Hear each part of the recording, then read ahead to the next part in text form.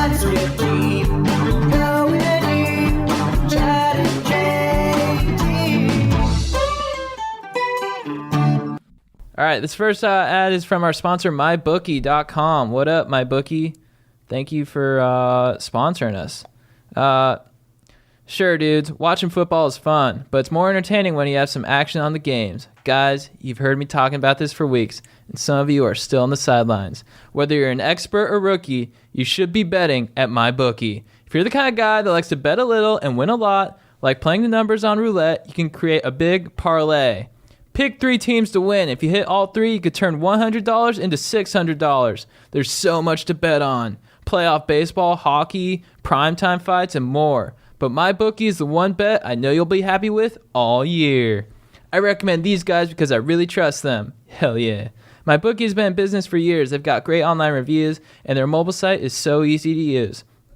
Dudes, if you're on the sidelines, now is the time to get in the game. MyBookie will still match your first deposit dollar for dollar, but you gotta join now because they'll be pulling that offer. Log on to MyBookie right now and double your money. Use promo code DEEP, and you'll get your first deposit matched 100%. That's promo code DEEP.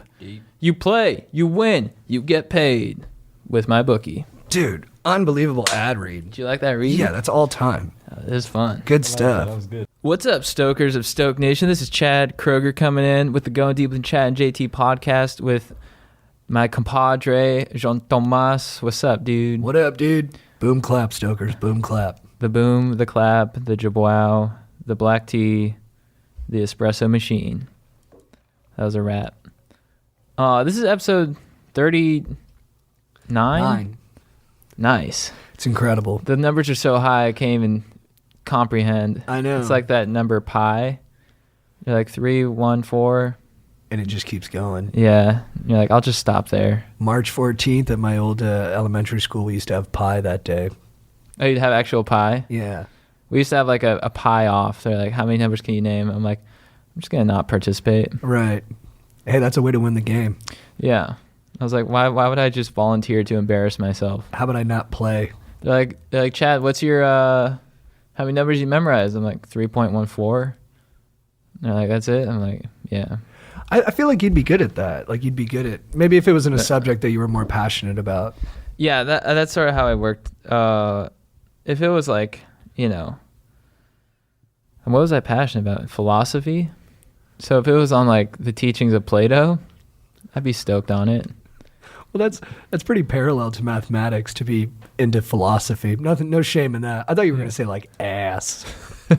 Well, that or like, or beef. Of course, but I'm trying to be more mature these days. No, I appreciate it. Yeah, well, you do love philosophy, so that it checks out. And I do love ass. So you know me better than I know myself. The philosophy of ass. I think you're just saying what I wanted to say. Yeah, well, it's easier from here. If I was talking about myself, I would have said like, structures of government or something. Yeah. Like, Chad, what'd you memorize? Carmen Electra's stats? Yeah. She's about 5'2", 110. I met her one time. You did? I was at LAX dropping my friend off at the airport, and this was at a time where you could walk through security even if you didn't have a flight. You know? Yeah. It's a bygone era. Yeah. Because of this thing called 9/11. Yeah. And then I was in the airport with my buddy Greg and my brother, and we went into the bathroom, and Dave Navarro was peeing right next to us, and we just literally like stood next to him while he peed. And then afterwards we're like, "Hey, you're Dave Navarro." He was like, "I am." And we were like, "That's awesome." And then we followed him outside. He's like, "Hey, you might want to meet my girlfriend too." And she was like, it wasn't like Carmen Electra from Baywatch. Like she, she looked beautiful, but she had sunglasses Shades on. Yeah, and like sweats and stuff. She was low key. And then we were like, "Who's your girlfriend?" He's like, "Carmen Electra." And then we were all just like, "Yes, yes." And she was probably like, "Thanks, Dave, for like foisting these horny boys on us." And we were like, "What's up?" What'd you say to her? Did you talk to her? We were just like, we were pretty polite actually. We were like, "It's so nice to meet you, Carmen. Like, 'cause you're great. You're so wonderful." Yeah. And then we just walked away and we're all like, "Yes." And I love your episode of Cribs. Yeah, I had bleached hair at the time too. So. Did you? Yeah. Oh, she was like, "Damn, that dude's down with coral." Yeah. I remember those days. I was too scared to look that badass. We told one of my friends he wasn't allowed to do it. Like 4 of us bleached our hair one summer, and then he was like, "I'm gonna bleach my hair too." And we were all like, we decided as a group, we're like, "You're not a bleach your hair guy." And he was like, "No," and he didn't do it. Was Dave midstream while you were just waiting there for him? I think he was. Just his peace out? Yeah. And from what I've heard, he's a tremendous lover. Oh, yeah? How true do you think it is with a lot of those guys that are like, oh, dude, that guy fucks like a fucking horse or whatever. Right. Probably not the right comparison, but scary. yeah, I mean that. That's what killed Catherine the Great. Yeah. Yeah. And that one dude in that one video. Yeah, I could never get into that stuff. Like the Kazaa era of like Oh, bizarre yeah. fucking. Yeah. Like, dude, check this video. I'm like, nah. Yeah, me too. I had a weird friend who like spent the night in my house one time. I went to sleep first. Yeah. And then at like 4 a.m, I woke up and like him and another guy were like huddled around the computer. They're like, watch all this weird shit I downloaded. Yeah. I was like, I can't. It wasn't for me. And we're Yeah. not. That was I think one of the last times I invited him over. Do you think for like guys like Dave Navarro, like, do you think they actually like are like beast in the sack, or do you think it's something that like stories that get pushed out? Yeah, it's by their interesting. team. I think it's a combination. I mean, they do probably get a lot of practice in. I think they get a lot of practice in. Repetition is the mother of skill. Yes. I just read a book about like Rolling Stone magazine, and Mick Jagger from the Rolling Stones was apparently like a great lover, but a couple of people in the book said he had a really small dong, Oh yeah. but he was a good lover. That's Yeah. what they say. So that kind of like, I did think for a lot of time, I was like, it's so much pressure.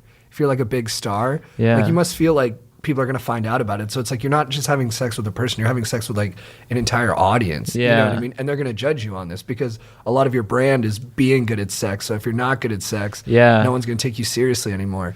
And so I feel like that pressure would be crippling. But I do think on average, I would say rock stars are better lovers than Yeah. people at most other jobs. Well, do you think they ever get, because it's their brand, they'll be so sexual on stage, like Steven Tyler will be like fondling a mic stand or something. Do you think they ever get tired and they're like, I can't keep up with this sexuality. I just sort of want to just like, Chill. just watch Real Housewives. I hope so. Yeah. I do think what happens more than they don't have sex is they just have different kinds of sex. Yeah. You know what I mean? They're Yeah. going to have sex, but they're going to mix it up. You Yeah. know? Like they're like, oh, I'm actually going to be into like dudes for this next couple of months. Yeah. And then after a while, they're like, I'm kind of tired of dudes. I think I'm going to go back to girls. Yeah. You know? Like some hot chick comes up to me, hey, you want to go back to your place? I'm into dudes right now. Yeah, Hit me up in 3 months. I'm in my dude phase. It's October. I'm in my dude phase. Wait for the crescent moon. Wait for the winter solstice, Yeah. and then I'll be over dong. Yeah, exactly. Check with my manager. He's got my schedule down for my sexual turns. What are his preferences? Looks like dong right now, and gimp mask. I don't want to out the, I talked to a sex addict brother. Maybe I'm not allowed to say this, but I'll keep the names and optics of it protected. But I talked to a sex addict brother who tours as a musician, and he toured with like a pretty big pop star. And I was like, is he faithful to his wife? And he's like, depends on the tour. And I was like, that makes me sad because some of his best songs are about her. And then I drove home and I was like, nothing's real. Depends on the tour. Yeah. I mean, if we're in San Diego, No that shot. guy's going to town. No shot. Gaslight District. Lamp. We're going to like Iowa. Babe, you want to come? Yeah, exactly. Yeah. We're doing our Midwest tour. No disrespect to our Midwestern fans. I'm No, sure yeah. you guys get some, Love you guys. you guys got options. I mean, that's been true for some NBA players. I was talking about it yesterday. Like J.R. Smith, there's like a discernible drop in his productivity when he's in like cities where there's partying. Yeah. Yeah. Or like on the weekend, his like numbers drop, and then on the weekdays, his numbers are better. Do you think he's aware of that? I don't know. I think, yeah, because it's been like 15 years that he's been in Yeah. the league. So, but he probably wasn't aware of it for the first 8 or so. Yeah. Yeah. I always wonder about that, like your productivity. You try to monitor it, but like it's kind of hard subjectively. When Yeah. your mind will be like, "Oh, dude, you're fine," and you're like, "But am I?" Well, and then it's probably easier with sports because there's like Stats. empirical, measuring Yeah. stats. But like in life, you know what I mean? If especially with what we're Like trying activism. to do, activism and Yeah, it's like, am I being active enough? It's hard to gauge. Yeah. Yeah, have I changed the world? Have I motivated enough dudes and other people? Right. I don't know. It's more of an internal barometer. Yeah. I wish we could get like a survey. Like, how motivational was I today? How stoked was I this month? Yeah. Like, oh, Extra fuck. stoked? All right. My numbers are low. Yeah. Shit. I'm not stoking people. Yeah. I like empiricism in that respect because then you know. For sure. But I also hate looking at my bank account. Yeah, it comes down to like balance and what kind of person you are. Yeah. The show. Like for me, it's like, just having you in my life. You know, I have a structured person in my life, so it provides structure. You know, If I go off the rails, you're fucked. it's fucked, dude. Yeah. It's like when I party too hard Not- one night and you're like, dude, don't. Well, we should talk about that too. Yeah, that was one night you were partying too hard, but it was also I just haven't seen you party that hard in a while. You know. Yeah. But I party hard too. But I feel bad, like I was like harshing your vibe. You know what I mean? I don't really remember it. I do remember a significant dip. There's one point where I was just like, JT, and you're like, I'm scared, and I'm like, fuck. But I was kind of browned out, so I just like, I woke up and I'm like, there's a significant dip in my stoke level last night. I think I see an image of your face, just like kind of scared. I'm like, oh, fuck, dude. Yeah. Well, I got there when we were at I got there and you were already at like Level 10. yeah, I was like getting into the car and you just like drove past me doing like 160 and I was like, that looks pretty fast. I was like, does anyone want to flag that car down? That guy's hauling ass. And then and like maybe like 2 weeks earlier you're like, yeah, I don't think I'm gonna drive anymore. And then I saw you doing like 160 and I was like, oh fuck. But yeah, it did feel a little hypocritical on my part because it's like, I mean, you've seen me in that condition way more than vice versa. I haven't really, though. Although you can't really tell with you. Oh, that's nice. Yeah, my brother would disagree with that. Yeah. Well, I mean, there's times when you told me, like, when we were in Arizona, and I'm like, hey, you want to hit the gym? And you're like, actually, I stay up all night reading this book on Adderall. And I'm like, you haven't slept? You're like, no, I've been in the lobby. And I'm like, but the thing about it was, like, your mood was so cheerful. Right. You're just like, had a smile on your face. Like, I feel great. And I'm just like, is this, like, what? I guess it's not an issue. So yeah. it's not like you came back with, like, torn clothes and, like, all bloodied up, you know what I mean? So it's just like, no, I read a book. Yeah, you read a book. So I'm like, what the and you're like, I have a problem. I'm like, do you? I can't tell. Well, I didn't have a problem at that moment, but I saw the problem coming and it caught up to me later. Yeah. When I went into because coming off all that Adderall, the only thing I could do to make myself feel better was look at webcam porn. Yeah. And then I started off with that, just looking at it, and then I started spending money on it, and then pretty soon, like, I was in this vicious cycle of, like, just raging on Adderall, you know, and then the next day just spending it basically soothing myself with, like, pretty demoralizing pornography. Yeah. So it's like, it took a while, but, you know, no one's impervious to that stuff. Yeah. You kind of grow suspicious of people who don't go through a phase. I That's think. interesting. Yeah. You know what I mean? Or Yeah. maybe just they aren't pushing it to the limit. Yeah, maybe it's that too. Because I had friends who were like, dude, you're just doing this to, like, have a story to tell. yeah, Like, they thought I was doing it as, like, that makes sense. yeah. But I wasn't conscious of that. Yeah, it could be a subconscious thing. Yeah, it felt like Well, you do I was just following my id. you do watch a lot of movies. I love movies. I'm very attached to, like, dramatic narratives and stuff. Yeah. Yeah. So it could be like a subconscious desire to have your own dramatic narrative. And to be interesting. Yeah. Yeah. I think for me, because I think in my happiest state, it's when I'm making progress in like some way, motivating, working out, you know, podcasting, all that kind of stuff. Makes me feel good. But then I always reach this point where I just wanted to do a full release. You know what I mean? Absolutely. So it's hard because there's times when I'm just like, yeah, I'm not going to do that anymore. And then like 3 weeks later, I'm just like, but I just want to like let loose. Get all that energy out. Yeah. I think that's natural. Yeah. No, that makes total sense. Yeah. And I think that's healthy. Yeah. It's unhealthy, the behavior, but in the macro sense, it's healthy because you need to burn off steam. You know what I mean? You can't just be like all productivity. Yeah, but then if it's the next day, I'm just like, fuck, I want to get back to that state of progress. Yeah. So it's a big yin and yang. Well, I mean, I felt because I got drunk on Friday night and like I danced up a fucking storm, and to the point where one of our friends had a Facebook status about what a fucking force of nature I am. On It the looked dance floor. glorious. I was stoked on it. He's like, I just got to say, JT ripped it up. And I was like, yes. I was like, thank you for writing that, dude. But then the next day, like I had like a couple of engagements, professional and social, and I canceled all of them. So I don't know how, It's tough. Yeah. But you're drinking coffee again. I'm drinking coffee again. I was on tea for about a month. I'd say from July to like mid-August. Is that correct? Maybe like mid-July to like early September. And I started dipping into espressos again. And then I began large iced coffees at The Bean, my favorite local coffee shop. That mom and pop shop. Dude, it's so quaint. And now I'm at, what I had today. I had a large iced coffee and a double espresso. I got to tell you, seem the same. Yeah, I'm like trying to monitor it, because there's all this there's like, oh, you got to diet this, you got to take this supplement, you got to, I'm just like, it's too much.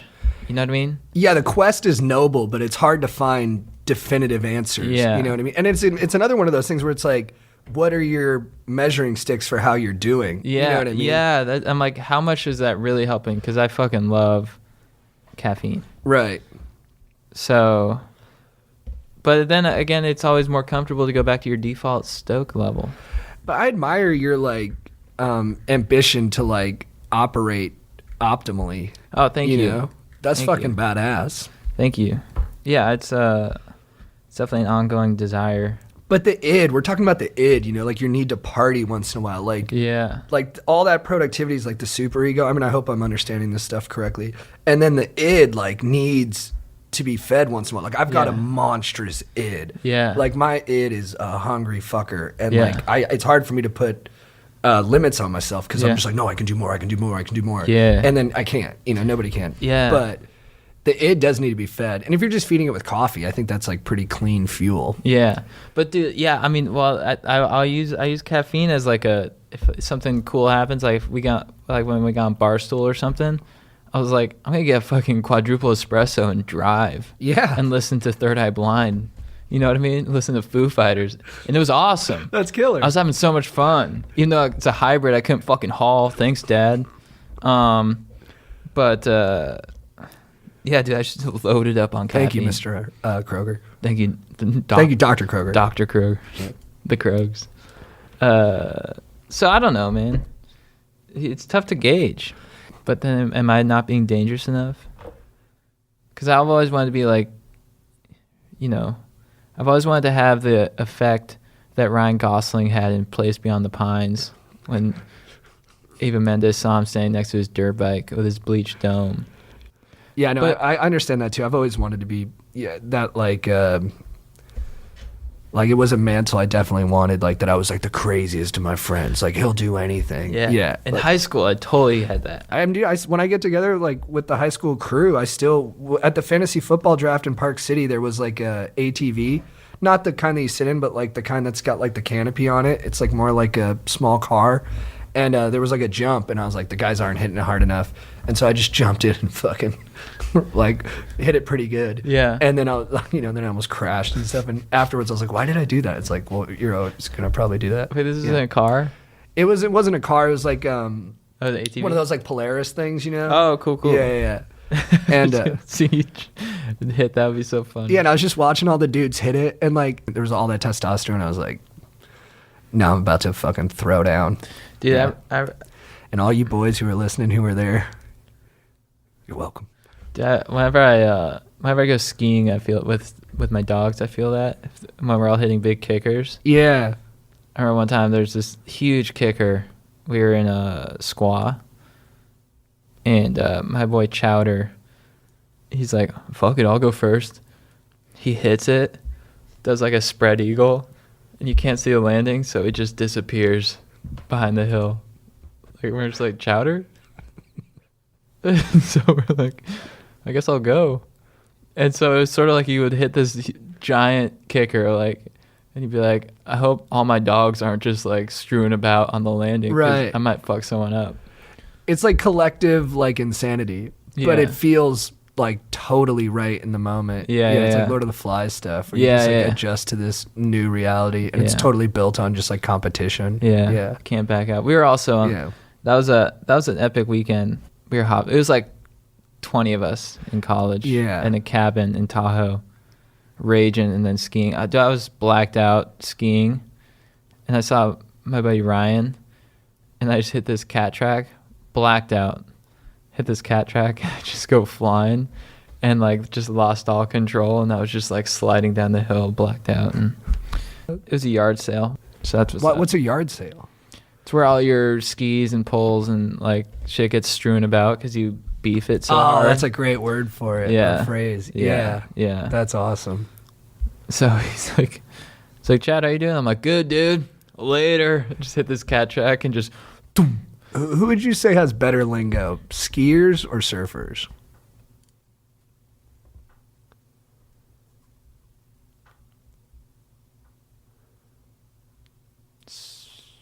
Gears. Yeah, it's tough, right? Because, we're more partial to the beach, but Yeah. Well, I feel like some surfers push it a little too hard. yeah. Where you're like, this is too artificial. Yeah.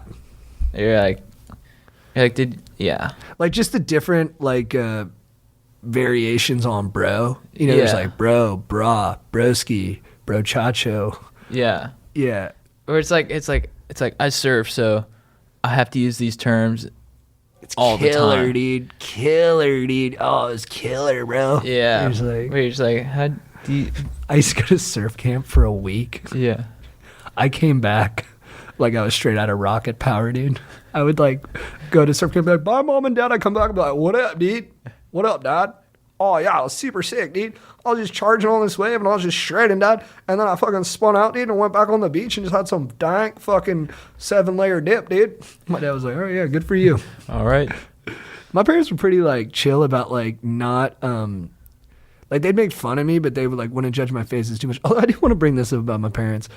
But when I was in Houston, I went on a couple dates, and like the 5th degree and like level of judgment I got from my parents after the dates, like if I didn't Close. hook up, yeah, or if like one girl canceled on me, my parents were like, why'd she cancel on you? I'm like, she said she was busy with work. My dad was like, well, yeah. My mom was like, story of your life. I was like, dude, what the fuck? And then my brother finally was like, can you guys leave him alone? Like, it's not a big deal. You've brought it up like 5 times. People cancel. Yeah. My parents were like, oblivious. Yeah. And then after one day, I came back the next day. My dad was like, how's your date? I was like, oh, it's pretty good. I was like, she was super like mellow though, and she doesn't drink. So, nothing too crazy happened. And then my uncle walked up and my dad just turns and goes, JT had a shitty date last night. I was like, Your dad's like mid-surgery. Pussy. yeah, exactly. He goes back to sleep. He was super nice. He's like, no, go on dates, go on dates, go on dates. But then, like, if it, like, it was a high bar to clear for them to think it was cool. Yeah. But I guess they're just cool people. Is that constant throughout your life, or is this a new kind of thing? Dude, definitely. Yeah. Definitely constant. Yeah. Because you forget. You're like, no, dating's not a big deal. Yeah. And then your parents, like, say a couple comments like that, and you're like, oh, this is why I have, like, some, like, Yeah. psychology about all this stuff. Yeah. Yeah. God bless them, though. Like, they were, like, the fucking chillest people ever. But, like, it's just, like, and if I don't think it affected my brother as much either. So Yeah. it's specific to me for sure. Yeah. But you're the oldest. Yeah, that's probably part of it. Yeah.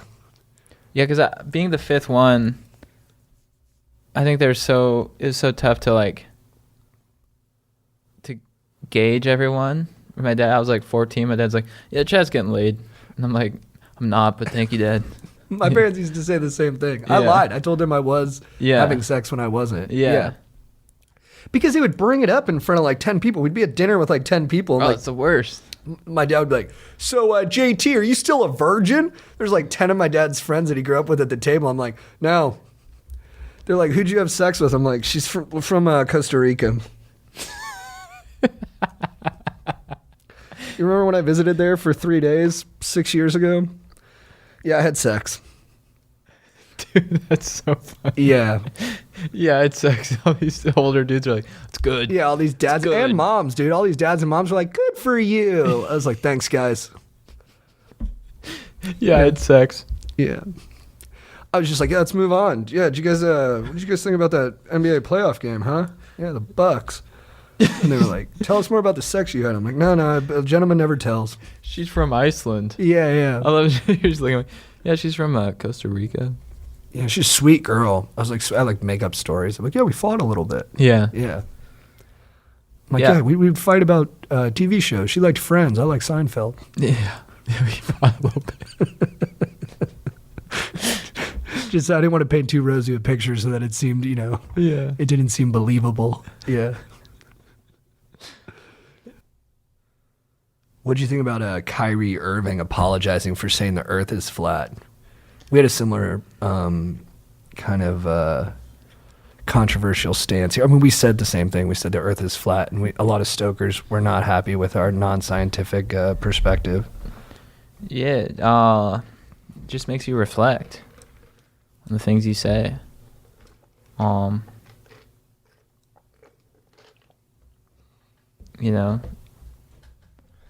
We're all on this big flat blue disc together. No, not flat. What? It's the issue that people had is that we said it was flat, and they're pretty convinced it's not. Yeah, that it's globular. All right, guys, we've got our first live call in. Let's get into it. Call from Jack Peterson. To accept, press 1. To send a voicemail, press 2. Is there a way to turn this up so that it's more wired? To accept, press 1. Because we're just getting the phone volume right now. Dude, sick. Zach, what up, dude? What up, Zach? How you guys doing tonight? We're doing well. Can you stand by for like 5 seconds while we work through a technical issue? Of course. Thank you, legend. Is the dongle not?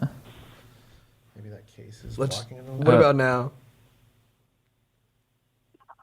dude? Oh, yeah. Oh, I'm here. he's coming in. There it is. What up? What up, You're Zach? sounding good right now? Yeah, you sound good, What is dude. up, guys? You sound like a beast. What up? Oh, dude, that means a lot, man. Hell yeah. Vice. We're just watching some Monday Night Football. The boys are in the living room right now. That's right. Here we are. What up, Nice. boys? What up, boys? Hey, guys. We are the biggest fans. I'm not going to lie. Listening since episode 1. Oh, my gosh. Come on, dude. Thank you, You're dudes. making us blush, dude. Appreciate that, dog. Oh, dude, you're making me blush. We're all blushing here. Oh, my God. What up, anyway, dude? Jack. Major appreciation. All right. So, You want me to go right? yeah, what's the question, dog? What's up? So what's your guys' like your go-to, not even pickup line, but just your conversation starter? If you're just gonna go up to a girl in public, your intro. Yeah. What up? Dude, I've got a pretty strong one. I walk up, Oh. I make like pretty solid eye contact, and then with all the charisma I can muster, I just say, "Hi, I'm JT." Damn. I'd How often does that work? Oh, dude, not very often, dude. Hey, it only takes one. It only takes one, you know? Yeah, and I try to make it more about like it's like I just want the opportunity to fail. Learn from a few. That's wisdom. I'd say I keep it a little more simple. I just come in with a straight up "what up" and see how she responds. Yeah, I think anything more dressed up than that is going to come across as rehearsed. So just Yeah. I think just more be in the mindset of moving and reacting. Yeah. Simple like that though, it sounds beautiful. It is. It's an art. Beauty and simplicity. Dude, yeah, I would say Right. kiss, keep it simple, Stoker. All nice. Stupid. Oh, Stoker. Oh, damn. Like the band. Yeah, dude. Dude, all right, dudes, we got to jump to our next call. Thank you so much. Good talking to you, Stokers. Good luck next out there. time. Later, dudes. This one. That one's me. Hey, what up, dude? What up? Hi, Oh, there we go. What up? What's up, dude? What's your name, bro? I'm Sam. I'm super stoked that you guys picked up. Oh, man. Hell yeah, Dude, dude. we're equally stoked you called, my dog. Thank you for calling in, player. All right. I wrote my question down, so I'm just going to read off if you don't mind. Hell yeah. That's what's up, dude. All right. So I have an issue with my squad right now that needs some consultation on. My squad's pretty tight. There's like 8 of us. Recently, a couple of schmoes have been trying to invade. They're twins. One of them is way worse than the other, and they started chilling with us. One of them even asked one of my bros to throw them a birthday party, but at my bro's house, which is pretty lame. Yeah, it's Like, a if you huge want a party, ask. just throw the party yourself. Yeah. And so they're really killing our vibes, and they're draining our stoke tanks, kind of like to the level they were when Paul died, which is rough. Damn. Yeah. So Shit. me and my boys are wondering, how do we resolve this issue and get them to leave our squad? Also, fuck Puzio. Man, it's tough. It's tough because it's tough to just come out right out and say, like, we don't want to kick it anymore. It's sort of like in the last couple episodes we had this issue, and it's like you kind of just want to let things fizzle out as they may. But then again, he did also ask to have a rage at your bro's house, so He's got bad etiquette. Yeah. Yeah, so that's 2 dings against you. and Yeah. you could make that clear that that's a major ding. Yeah, dude, I think the thing is like, and this might be a, Pollyannish perspective on it, but the bros that we tried to like push away stayed, and they wanted in so bad that at some point they just improved.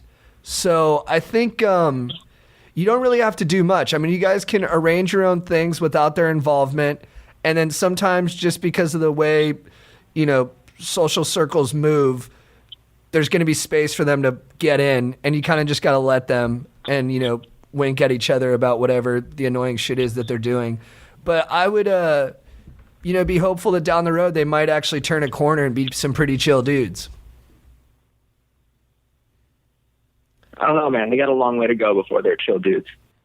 Maybe you just gotta maybe you gotta make it clear What is your feelings. What is unchill about them? Yeah, lay it out.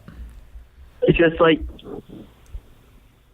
they just don't really have a sense of humor. They butt into conversation. They invite themselves to stuff.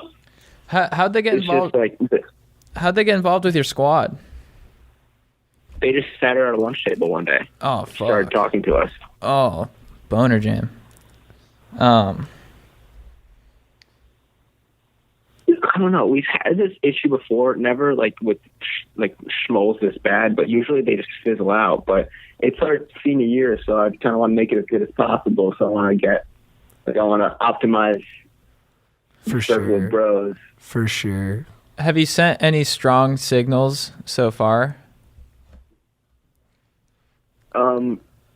One time, one of my friends accidentally talked shit about one of the twins when the other one was there, but there was no reaction. Oh, So The only thing that wow. would really happen. There was These no guys- reaction? These guys are resilient. Yeah, these guys have a strong impulse to survive. Dude, what I would do is look, like I said, there's going to be some parties where they're just going to be there and you're going to be there and you guys aren't at the levers of control and you just got to coexist peacefully. But maybe just plan stuff with your core crew and you be the dude who's like, are you the planner of the group? We share the responsibility It's beautiful, man. among a few people. That's awesome. Well, get that cabal together and plan some trips, some parties. And, if you're the one organizing, it's really up to you who's there. So you just don't invite them. Yeah, and I wouldn't. You don't owe them anything, so I would just keep sending those signals. Do your own thing, and they'll show up at some parties, but you don't owe them anything. So I don't think I don't think you're obligated to give them the invite, and eventually the message should be strong enough that they'll back off. But if they don't, at some point, I think you're just going to have to love them. I'm Yeah. sorry, dude. All right. Life's a bitter pill like that sometimes. Yeah. Is this going on the pod? Yeah, I think so, dude. I mean, we might have to cut some for time, but I think this was a vital question, and it's definitely something that people are dealing with, and it's hard to know what to do. I mean, I'm still working through it, bro. We I got. might get a few voicemails that are similar to this because all my boys are calling in with the same question. We'll take solace in one another, dude. Maybe write a song about your guys' senior year together. Oh, dude, or make a music That's video. a good idea. Yeah. Nothing brings me more joy than making a music video. Yeah, so to balance out this negativity that you have to deal with, plan some really fun, positive stuff that's off the beaten path a little bit. Yeah, music videos. And exclude the schmoles. If they see you guys with a music video that they're not involved in, that is a strong message. If you guys do a group dance without them. I like where your head's at. This is good. Yeah. So yeah, dude, practice your dance moves, craft your song and make a video, and then I'd love to see it. For sure. All right. Awesome. Thanks, guys. Later, That's dude. fucking rock. Good luck to you, man. Have a good Later. one. Thanks. All right. Dude, my heart goes out to the schmoles. I used to have a policy. My life policy was I didn't want anyone to feel left out. I used to just let everybody come to my parties, even people I hated.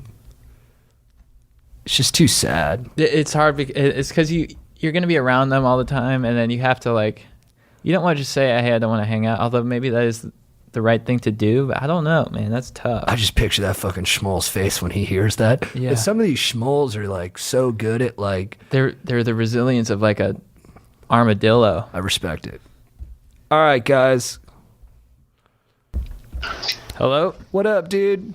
Hey, it's Chad and JT. Yeah. What's up, buddy? What up? What's up? What's up, fellas? It's Johnny Mitch. Oh, Hey, what up, dude? how you doing? Happy Monday, fellas. My I dog. thought I'd call in for a little advice, a little question for you. Hell yeah. Yeah. Fire away. Well, I know, I don't mean to get too topical, right? But in light of everything that's going on with the Brett Kavanaugh hearings, do you think if he is in fact doesn't get the nomination, would one of you guys consider running for Supreme Court justice?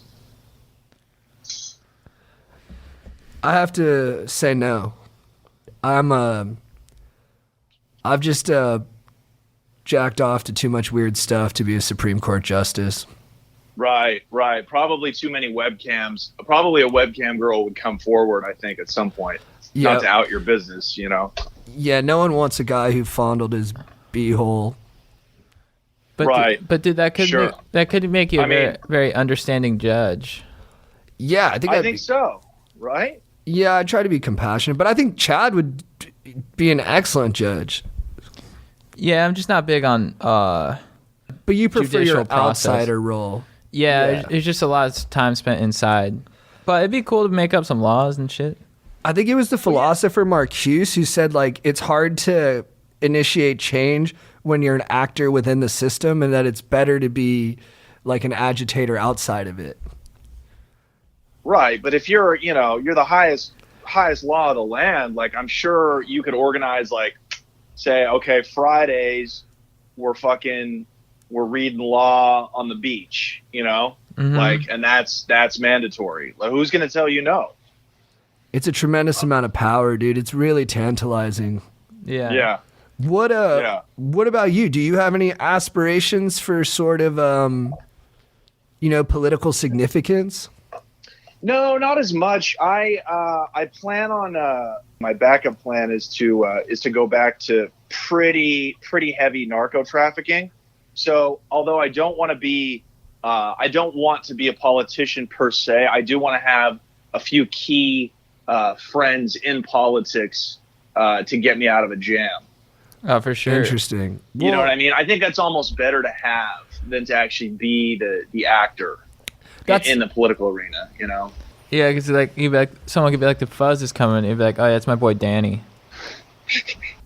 Absolutely. Thank you for the call. Hey, thanks for taking it, guys. It was a All right. pleasure being on here. It was a real honor. Oh, thank you, dude. We'll talk to you soon. Nice talking to you, Okay. dog. Okay, take it easy, guys. Later, Bye. brother. Bye-bye. Hello. Hey, what up, dude? This is Chad. Chad and JT, what up? What up? How we doing, bros?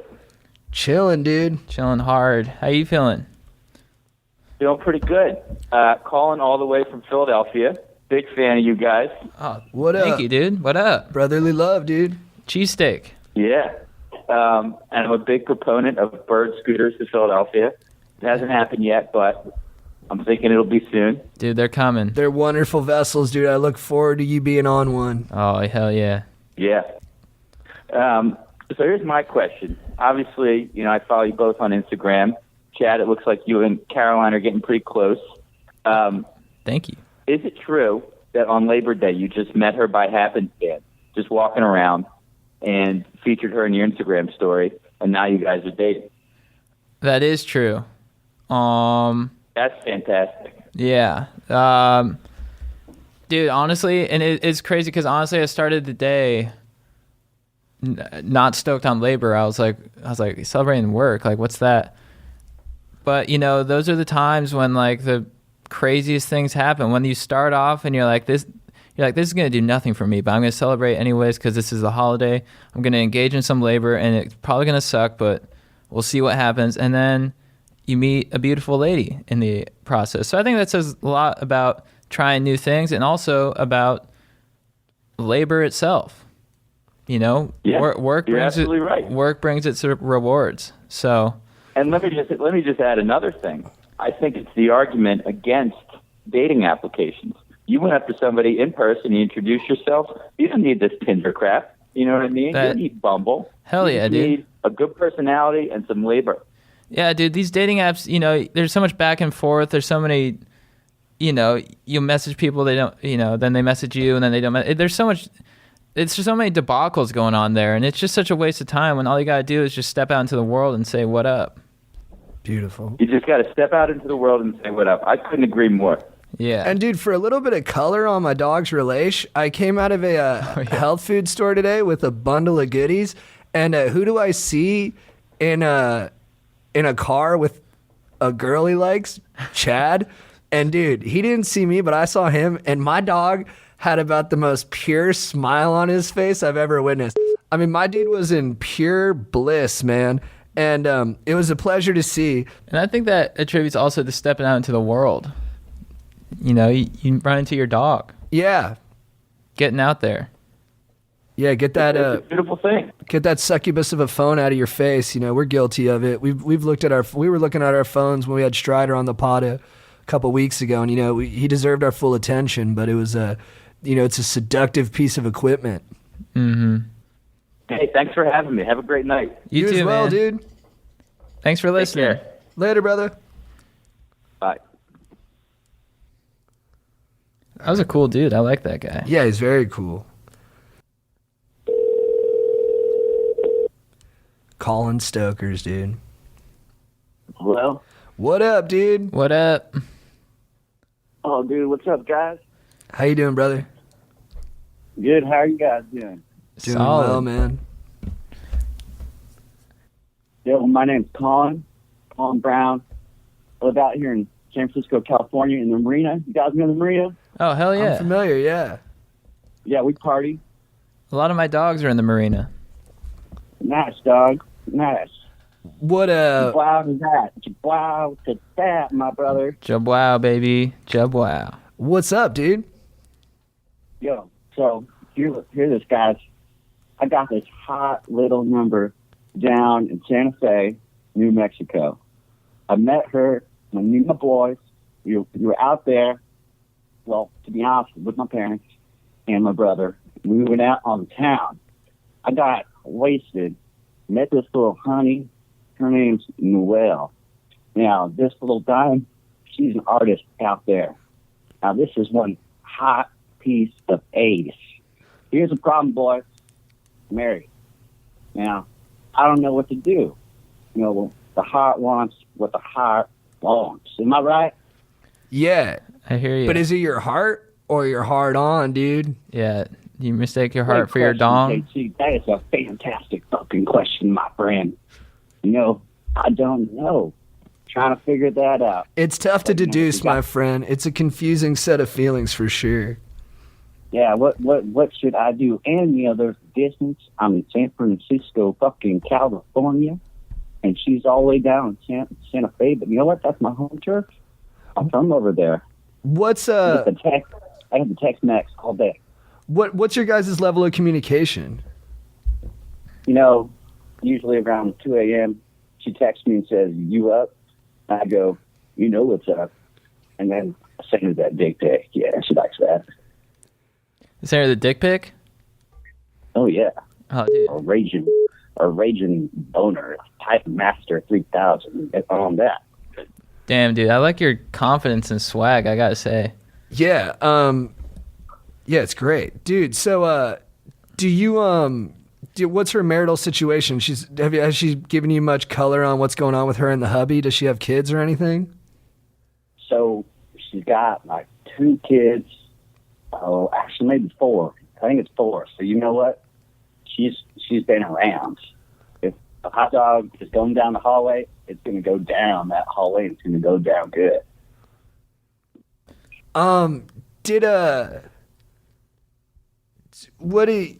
So do you think you might like really like her? You think you're just trying to, are you like, just brass tacks, are you trying to date her or are you just trying to sleep with her?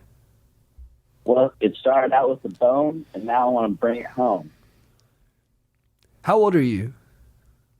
Me? Shit, dog. I'm 29 years young. I think I'd let this one go. Yeah. But that Noel, man, that's all I can think about morning, noon, and night. Boning home in time. I don't know. It's hard, JT. Hard as a rock. Hard as a goddamn fucking rocket. I'd say sit on your feelings a little bit. You know, don't make any rash decisions yet. You know, Sit on my face if I sit on my feelings. Have you guys already slept together? Not physically, but you know, cyberly, yes. We cyber a lot. You know, people say cybering's out these days. No, it's powerful. The snap of the chest, more like the cyber sex all day with my goddamn phone in my hand. How's everything going outside of the dating life? You happy otherwise? Well, you know, I've been drinking a lot, lost my job, my parents don't talk to me, my car's fucking towed. Other than that, love life is great.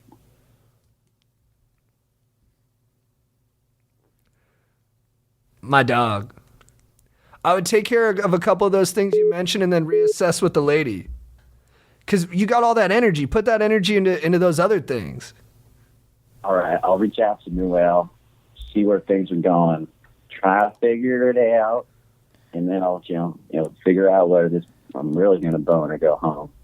But dude, your use of metaphors is stellar, I just gotta say. Dude. So Yeah. I just keep on with that for sure. Hell all right, yeah. dude. Thank you for the call. Chad, JT, thank you, boys. You brighten my goddamn day.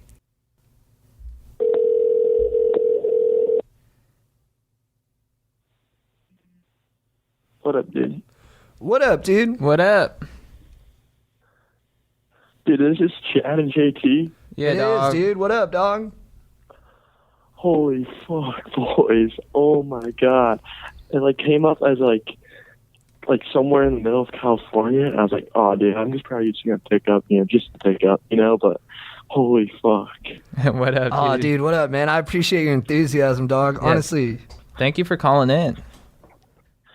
I have I'm from Ohio, just in the middle of nowhere. Mm-hmm. But like, all right, so the problem is I dated a girl for like 8 months, and then we broke up, and then she still had feelings for me like a month later, and I was on spring break, and I had feelings with her up till spring break, but after I like no feelings for her whatsoever. But she wanted to get back together, so I was like, no, I'm not really going to go down that path again, But then, so she started dating another guy after spring break, and I started missing her, and started getting those feelings, Mm-hmm. But then, she was like, I don't really like you anymore. But then I moved on to another girl, but now she's back in my life, So But like what I had with her was special. But, I don't know if I should, continue to pursue like other happiness or, go back to where I was originally happy. Is she still in a relationship? No, she broke up. Oh. What happened on a spring break? Dude, I was like, I'm kind of like a shy guy, and everything. Like, I'm not like too like going out and, I'm kind of like the dad of the group. I'm always making sure everyone's, in line, no one's getting blacked out drunk. I'm always taking care of the boys, and everything like that. That's beautiful.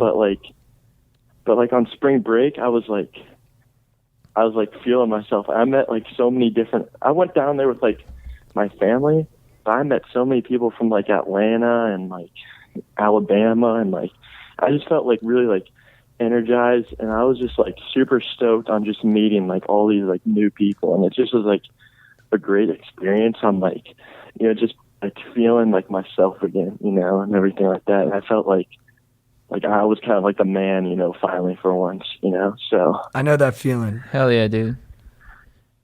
Yeah, so I mean, it was kind of like, it was kind of like a rejuvenating experience, because like a week before, like I didn't make the baseball team like for the second straight year, so I was feeling like super bummed out and everything. Yeah. But I felt like alive, and stuff like that, and it was just a fun experience. Dude, upon first instinct, when hearing the story with the lady, it sounded to me like you had a moment of clarity and then this huge moment of growth, like you're getting out into the world and you're sort of realizing your true self. And then when she had a boyfriend, it might have been like a case of like, you want what you can't have kind of thing. So it's like, now she has a boyfriend, I can't have her. Those feelings come back up. But I would stay true to the feeling you had before, because I think what's happening now is that you have this like inner desire to go back to your default when on like spring break, you're just getting pulled into the direction of like upward growth. So I would follow that as much as you can. All right. This is just like listening to a podcast live. Like I listen to you guys every day before school. And it just like my dad knows your guys' names too. Like I've like told him the pod. I've had all my friends listen to about it. But this is so cool to finally be talking to you guys, and just helping me with like life experiences and everything like that. Thank you, dude. That means a lot, man. Thank you, dude.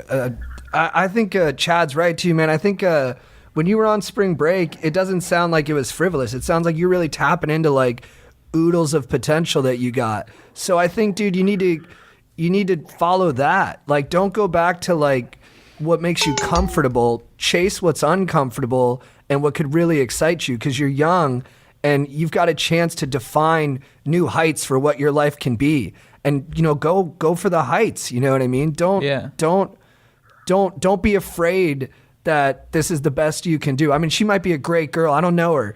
But this has more to do with you. You know what I mean? Yeah. About who you could become, about what you could really discover about yourself. Like you might not be this shy guy for long. I mean, you could be, and that's a beautiful thing. But there's different sides of you. So let's find out what all those sides are before we decide who we're going to be with. Yeah, don't be afraid to make yourself uncomfortable. Dive into that. Exactly. Take some cold showers. I'm starting to practice that. I'm taking them, carbs. Dude. I love it, dude. It's hard. Oh, we all fail, brother. We all fail, dude. No one does this stuff perfect. It's the journey, my dog. The journey. All right. I just want to say thank you guys so much for, this kind of like this. I mean, this could be some life-changing, lessons here, some advice, you guys are basically my role models in my everyday life, and I mean, being able to talk to you guys, like, over the phone, I'm not face to face, but it feels like, you guys are just like, I just look up to you guys, and, you guys just mean the world to me. Thank you, man. That means a lot, man. Yeah, and we'll try to do right by you too, dude. And keep calling back. All right, thanks. I'll see you guys. All right. Later, man. Stay stoked. You too. All right, now we got a couple voicemails from people who just left them before we could go live. Oh, hold on. Let me... called. Turns out I have way more questions than I thought I did. I'm a little curious as to like how to balance the stoke from like the chill vibes, mainly because sometimes I find myself being way too stoked in moments that need, you know, a little less stoked. Like I feel like at like mom's funeral, not mom's funeral, my mom's alive, but like in funerals and stuff, I feel like the stoke shouldn't be so high, you know, like I feel like I need to find a better balance with that.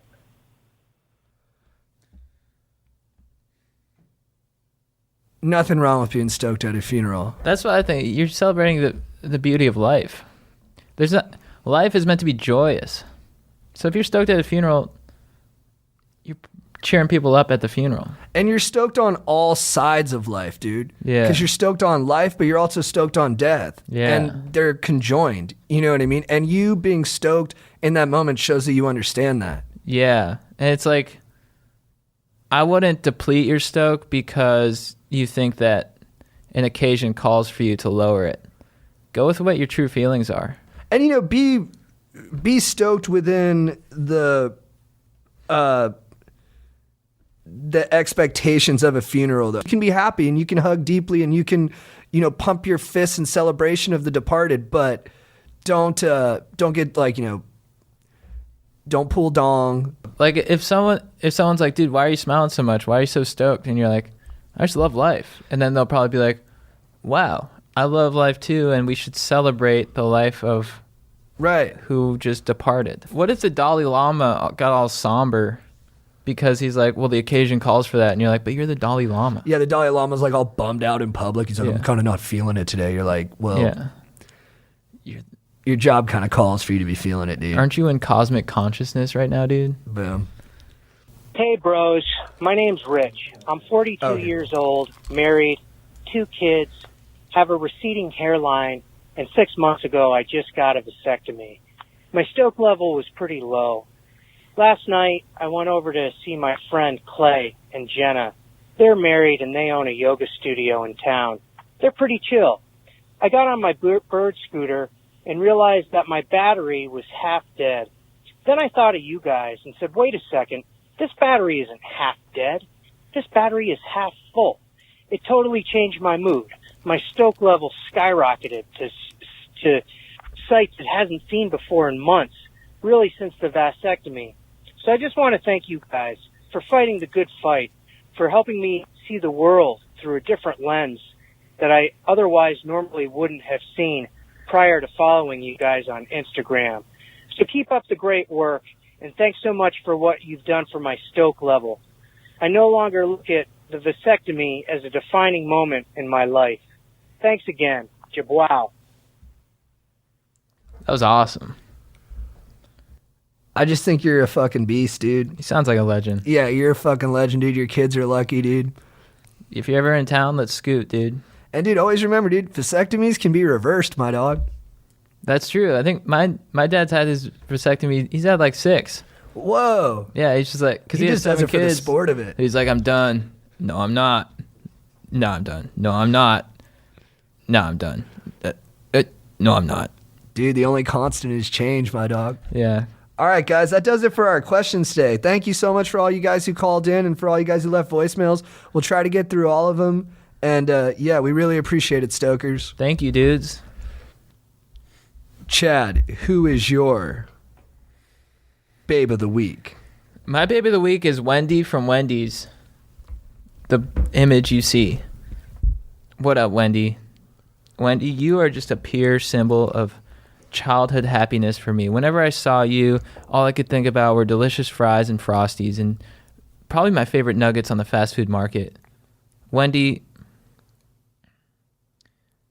I look at your cartoon photo whenever I feel down. Whenever I want to be reminded of times with my brothers, sisters, and moms when we would just eat those delicious treats together and just get so amped.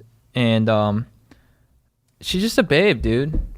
Queen of the Frosty. I love Frosties. You know what? I think fast food really shaped my personality as a kid. And I think it brought so much joy to my life. And so, yeah, you know, I do discuss healthy eating these days, but I love treats. When I see Wendy, I say "Jub wow" because I love enjoying treats with my family and my dogs and ladies. And that's what that symbol does for me. So, guys, you know, go out and get a Frosty, create some memories, dip some fries in the Frosty if you're feeling randy. I know I do. That salty, delicious goodness. Oh, fuck. I might hit up Joe because I know Joe's a regular at Wendy's. So I might hit up Joe and get Wendy's right now. And just I love it so much. Do you have anything? Of course. Oh, dude. I mean, dude, this was at Jack in the Box, but I used to dunk my sourdough Jack into Oreo cookies and cream milkshake. Oh, fuck, So dude. I gotta mayonnaise try and that. milkshake. Yeah. Oh, hell yeah. Wendy, that's why you're my babe of the week. Who's your babe? My babe of the week is Kareem Abdul-Jabbar. Sick. Center for the Milwaukee Bucks, the Los Angeles Lakers, UCLA under John Wooden. Obviously, I think he's the leading scorer in NBA history. The most difficult shot to defend in NBA history, the sky hook.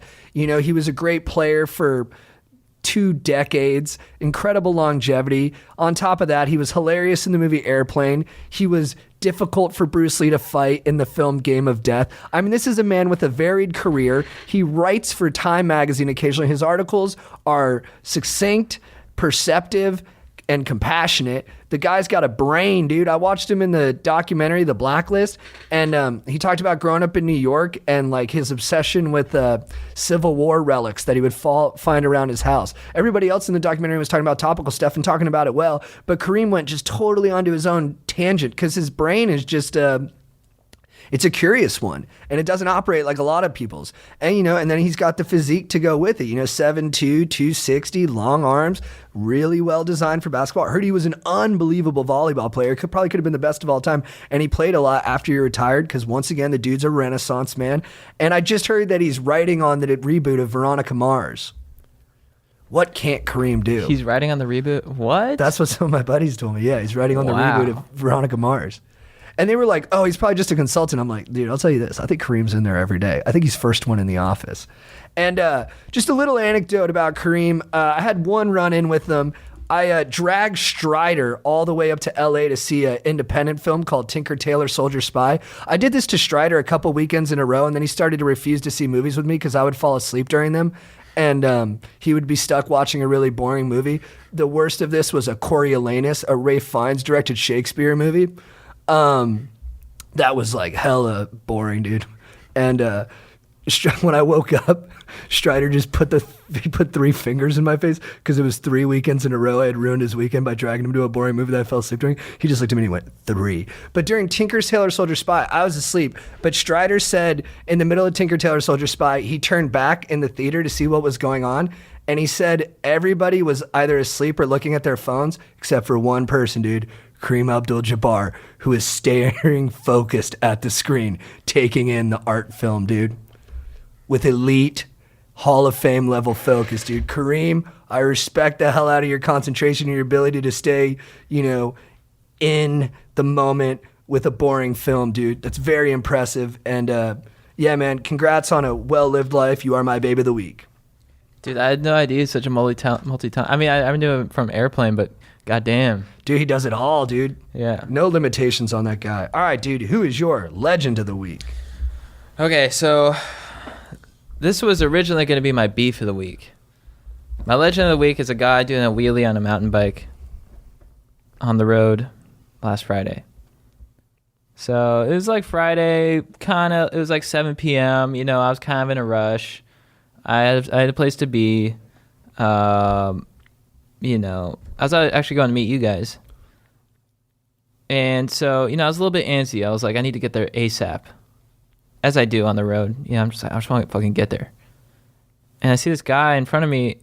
Cyclists, they can be annoying on the road. This guy was on the mountain bike. He's taking his time. He's enjoying himself. He pops a big wheelie. He's pedaling, kind of dancing while pedaling. Wearing cargo shorts. And my immediate thought was like, this guy's a fucking Barno. I wish I could just love tap him and, get him out of the way. So end his life. Yeah. Yeah. And that's what I thought for about 30 seconds. And then I was like, then I took a look at myself. I did like a 180. I'm like, why are you going to hate on this man for enjoying his bike ride? You want him to be stiff on there, just like pedaling all fast and stuff? Or do you want, like, would you rather him be enjoying the road and his bike as much as he can? You know? So that's why he was my legend of the week, because that guy was enjoying every moment of his transportation sesh. I was in my car bumming. I was like, there's traffic. I'm in a car. This sucks. But then I was like, why can't I just be like, whoa, I'm in a car. I'm on the road. I'm in California. This is sweet. This guy took it to a whole new level. He's like, I'm on a bike. I'm doing wheelies. I'm having the time of my life just going to wherever I'm going. And I just really respected his ability to just enjoy the moment, enjoy what he was doing in that present moment, you know, and just rock those cargo shorts like nobody's business and just like own it. And I was like, this guy's a fucking legend. So, yeah, dude on mountain bike, you're my legend of the week, dude. Keep doing those wheelies. Keep riding that bike. You know what? I have a strong inkling that I'm going to go out this weekend and buy myself a Huffy because of you. Because that guy was in touch with the road. And I'm going to get some cargo shorts. Nice, dude. Way to level up, dog. Thanks. Who's your legend? My legend of the week is this guy who makes YouTube videos about movies. A lot of the movies I like, called Like Stories of Old. I've probably referenced him on the podcast before. He has a very specific, like, I think Scandinavian accent, and he's probably a professor, and he does the best breakdowns on movies, like where he really gets to like the philosophical core of what makes them compelling. My favorite one's about the movie The Grey, where Liam Neeson's fighting against wolves, and he says it's all about Viktor Frankl's like man's search for meaning, like finding it's called heroic suffering, like that life can take everything from you except how you choose to face what it throws at you. And I just think that's like the ultimate philosophy. And he just has this really great voice. Like he was talking about Spider-Man 3, he's like, several people said Spider-Man 3 suffered from an overabundance of villains and a campiness that had since become antiquated since The Dark Knight. But in it, I found a beautiful distillation of grandiosity. And you're like, whoa, dude, Spider-Man 3 was awesome. And it's just cool to have like a super smart dude like explaining to you why like some movies that might have been critically dogged are actually pretty chill. And he puts so much work into it, and it's so well edited. And I just think this guy deserves like so many views. So Like Stories of Old, you're my legend of the week, and thank you for teaching me a lot about the human condition through my favorite medium of film, dude. Fuck yeah. All right, dude, who's your beef of the week? My beef of the week is with Waze, the direction app. It's frustrating. What up, Waze? What the fuck is up? Get pwned, Waze. About to happen to you, dude. Waze, prepare yourself. Start stretching.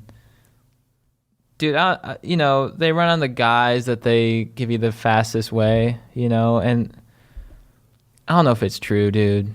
Sometimes I don't. Waze, if you guys don't know, it's a navigation guide app, and they're like choose us because we give you the fastest way. It's updated the most. Yeah, we give you the shortcut, you know. And then every time I take it, you know, I'm like, why am I driving through like private driveways and like through a field to get to McDonald's, which is like a mile away?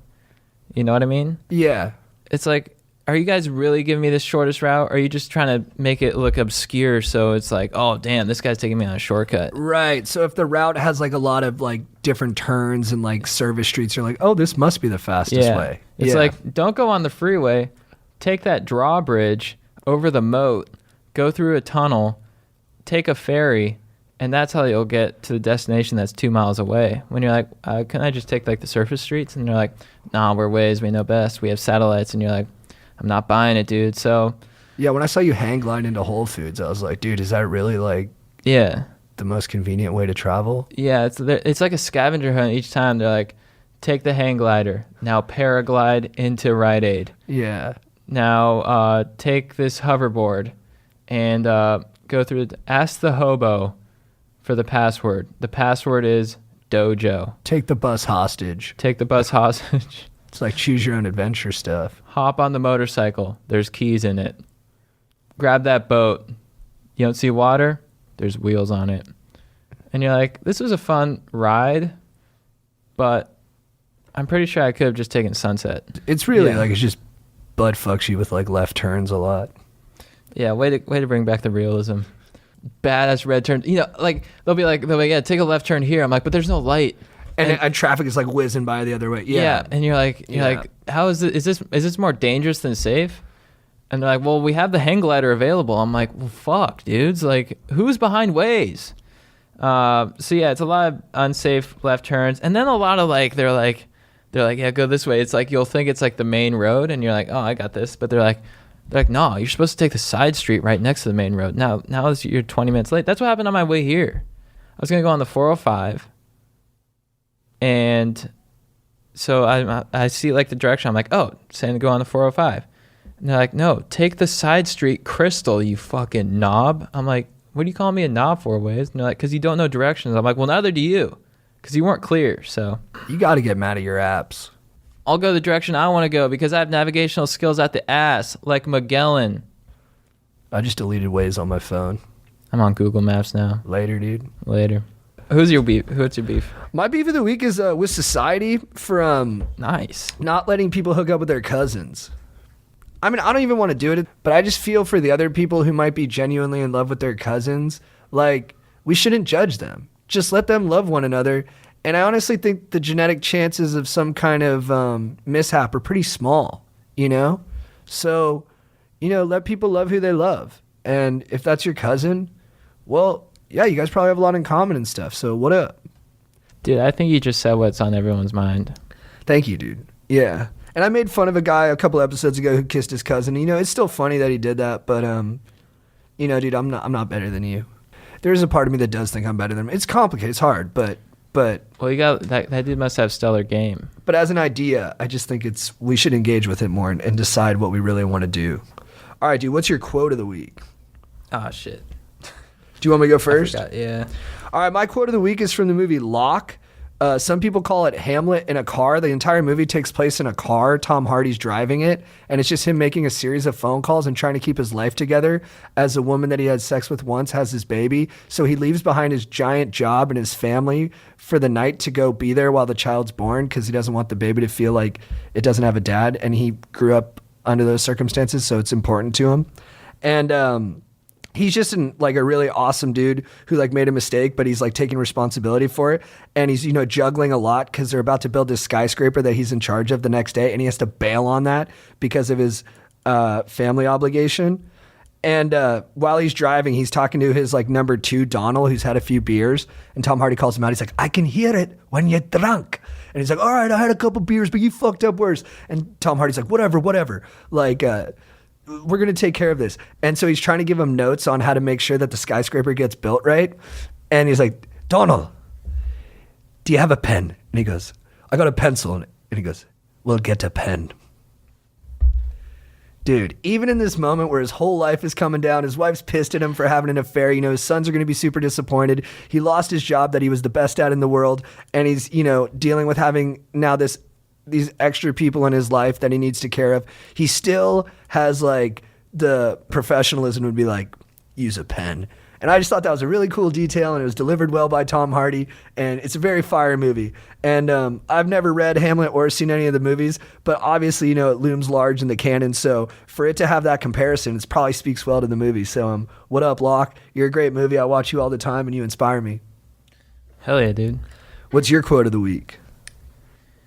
So this my quote of the week is from Pirates of the Caribbean: The Curse of the Black Pearl. Will Turner, a.k.a. Orlando Bloom, goes, "This is either madness or brilliance." And Jack Sparrow, Johnny Depp, goes, "It's remarkable how often those two traits coincide." And that's just shows, dudes, don't be afraid to be weird. Elon Musk it, dude. Yeah, embrace your fucking craziness. And yeah. There's loose and tight cultures, and I heard more innovation comes out of the loose ones. For real? Yeah. Sweet. Yeah. Get bronze like Johnny Depp in that movie. I always love watching that movie, honestly, because of his tan. That just made me happy. I'm like, damn, he spent a lot of time in the Caribbean. I'm like, I want to do that. Should I grab a review? Oh, yeah, dude, let's do it. Have we already done this one? The number one podcast. Okay, this is from FBC 2010 from July 19th, 2018. The number one podcast for shredding, bronzing, and kicking it with your bros. Beautiful. Thank you, dude. Thank you.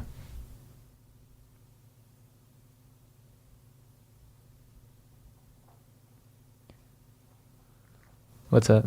Thank you. I just saw a review that my friend left. I didn't know he left this review, but I know the guy who left this review, and he like has a couple inside jokes about us.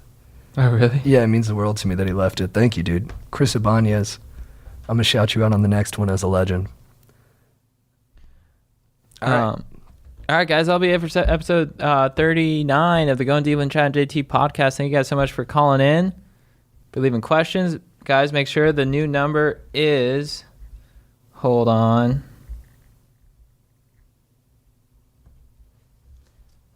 New number is 213-259-3504. So make sure you call in, leave a voicemail, say what up. And check out the Reddit, reddit.com/r/ChadGoesDeep. And then the Patreon, patreon.com/ChadGoesDeep. I think so. And all that stuff. All that good stuff. Thank you guys so much. JT, you want to say anything? Thank you, Stokers. Boom clap. Let's see you later.